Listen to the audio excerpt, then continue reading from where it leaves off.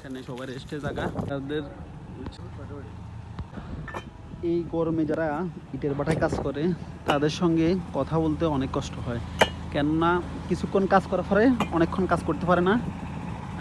শরীরে যে পরিমাণের পানি শূন্যতা হয়ে যায়, এরপর পানি খেতে হয়, একটু রেস্ট নিতে হয়। তো আসলে মানে যারা এরকম পরিশ্রম করে টাকা উপার্জন করে তাদের ফ্যামিলির উদ্দেশ্যে একটা কথাই বলবো, ভাই কষ্টের টাকা বৃথা যেতে দিবেন না, যে কোনো কাজে লাগাবেন ফ্যামিলির সুখের জন্য। ওনারা অনেক পরিশ্রম করে থাকে, আপনারা ওই টাকাটা অনর্থক কোনো কাজে খরচ করবেন না। এরকম হাজারো প্রবাসী আছে যারা অনেক পরিশ্রম করে টাকা ইনকাম করে, মানে সিজনে আসি সিজনে আবার চলে যান। 6 মাস।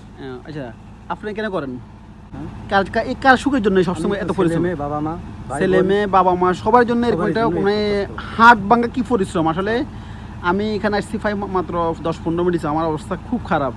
আর ওনারা এখানে থাকি কি যে হারে পরিশ্রম করেন, আপনি যদি এখানে ভিতরে ঢুকে 10 মিনিট থাকতে পারবেন না। কিন্তু ওনারা এটা নিয়ে এখানে দাঁড়িয়ে আছে, পরিশ্রম করতেছে, কিন্তু ওনাদের কষ্টের টাকা কখনো আপনারা ব্যয় হতে খরচ করবেন না।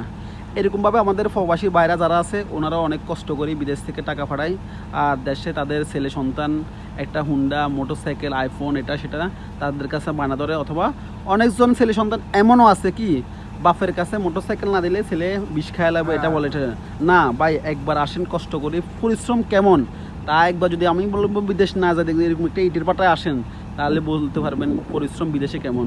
আর তার থেকে এই ইটের ভাটায় কাজ করা আমার মনে হয় এখন তার থেকে অনেক বেশি পরিশ্রম।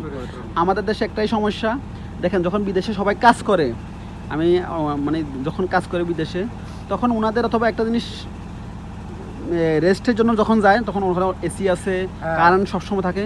কিন্তু আমাদের দেশে এটা সমস্যা, যখন এসি নাই ওরকম কারণ থাকে না। কিন্তু এই পরিশ্রম করার পরে একটু ঠান্ডা জায়গায় বসবো, একটু এক গ্লাস ঠান্ডা পানি খাবে, এটাই তো করবেন। একটু ঠান্ডা পানি খাইবেন অথবা এক গ্লাস ঠান্ডা পানি মানে কি ঠান্ডা একটা জায়গায় বসবেন। এটা ছাড়া আমাদের দেশে ওরকম মানে একটা কি পরিশ্রমের পরে একটা রেস্ট নিব ওরকম জায়গা আমাদের নাই। অথবা আমরা মানে দরিদ্র দেশ, এই জন্য আমাদের অনেক কিছু সমস্যা থাকতে পারে। যাক, ওনাদের সঙ্গে অনেকক্ষণ কথা বলছি। আসলে আমার ভিডিওটা বানাবার একটা উদ্দেশ্য, তা হলো ওনাদের কষ্টের টাকাটা আপনারা মূল্য দিবেন। এত কষ্ট করে কামায় আপনারা চাইবেন সবসময় টাকাটা কি সঠিক পথে ওনাদের জন্য কিছু একটা করার জন্য সবসময় ভালো কাজে খরচ করবেন। তো এই বলে আমার ভিডিওটা এখানে শেষ করতেছি। আল্লাহ হাফেজ। ওকে, আসসালামু আলাইকুম।